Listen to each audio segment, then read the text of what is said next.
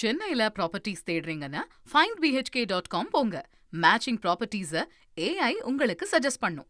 கடந்த ஆண்டு அகமதாபாத்தில் நடந்த விமான விபத்தை போல மற்றும் ஒரு விபத்து நிகழ இருந்த நிலையில கடைசி நிமிடத்துல விமானி கண்டுபிடிச்சதுனால பெரும் விபத்து தவிர்க்கப்பட்டிருக்கு. பெங்களூரு லண்டன் ஏர் இந்தியா விமானத்துல நடந்தது என்ன என்பது பற்றி விரிவா பார்க்கலாம்.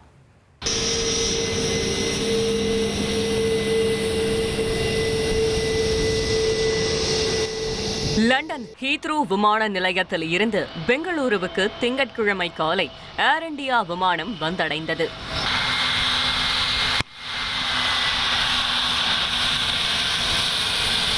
மீண்டும் அடுத்த பயணத்திற்கு புறப்பட தயாரான போது இடது பக்க எரிபொருள் சுவிட்ச் ரன் நிலையில் நிற்காமல் 2 முறை தானாகவே கட் ஆஃப் நிலைக்கு மாறியது.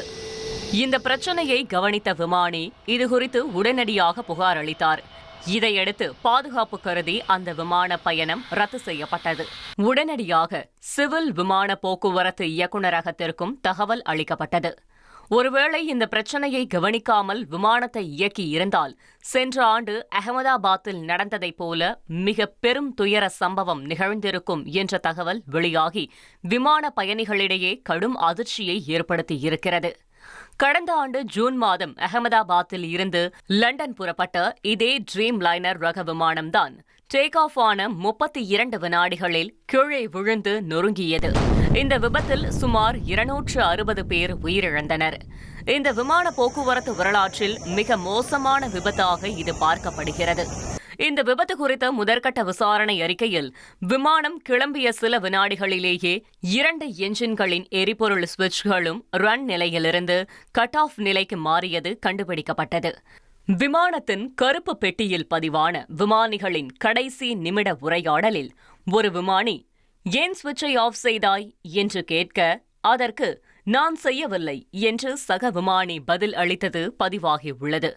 இருப்பினும் இது மனித தவறா அல்லது இயந்திர கோளாறா என்பது இன்னும் உறுதிப்படுத்தப்படவில்லை. இந்நிலையில்தான் மீண்டும் அதே ரக ஏர் இந்தியா விமானத்தில் கடைசி நிமிடத்தில் இப்படி ஒரு பிரச்சனை கண்டுபிடிக்கப்பட்டிருப்பது பகீர் கிளப்பியுள்ளது. அதிர்ஷ்டவசமாக பயணிகள் உயிர் தப்பினாலும் ஏர் இந்தியா விமானங்களின் பாதுகாப்பு அம்சங்கள் மீதான சந்தேகங்கள் வலுத்து வருகின்றன. எரிபொருள் கட்டுப்பாட்டு சுவிட்ச்கள் விமான என்ஜின்களுக்கு எரிபொருள் செல்வதை நிர்வகிக்கும் முக்கியமான அமைப்பு. 2 என்ஜின்களால் இயக்கப்படும் போயிங் 787 ட்ரீம் லைனரில் இந்த சுவிட்ச்கள் என்ஜின்களை ஆன் செய்யவோ அல்லது ஆஃப் செய்து வைக்கவோ பயன்படுத்தப்படுகின்றன. அவசர நிலையின் போது தேவைப்பட்டால் எரிபொருள் செல்வதை நிறுத்தவும் உதவுகிறது. இந்த எரிபொருள் கட்டுப்பாட்டு சுவிட்சை ரன் என வைக்கும் போது என்ஜினுக்கு எரிபொருள் செல்லும்.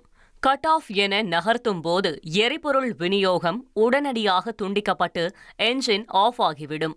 தற்செயலான தவறுகளை தடுக்க ட்ரீம் லைனரில் உள்ள எரிபொருள் கட்டுப்பாட்டு சுவிட்ச்களில் 2 அடுக்கு பாதுகாப்பு அம்சங்கள் உள்ளன. முதலில் பைலட் சுவிட்சை மேல் நோக்கி உயர்த்தி அதன் பிறகே ரன் அல்லது கட் ஆஃப் மோடுக்கு மாற்ற முடியும்.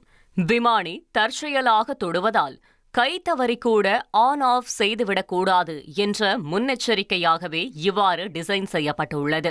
ஒவ்வொரு முறை விமானம் புறப்படுவதற்கு முன்பு என்ஜினை ஆன் செய்யவும் தரையிறங்கிய பிறகு ஆஃப் செய்யவும் விமானிகள் இந்த எரிபொருள் கட்டுப்பாட்டு சுவிட்ச்களை பயன்படுத்துகின்றனர்.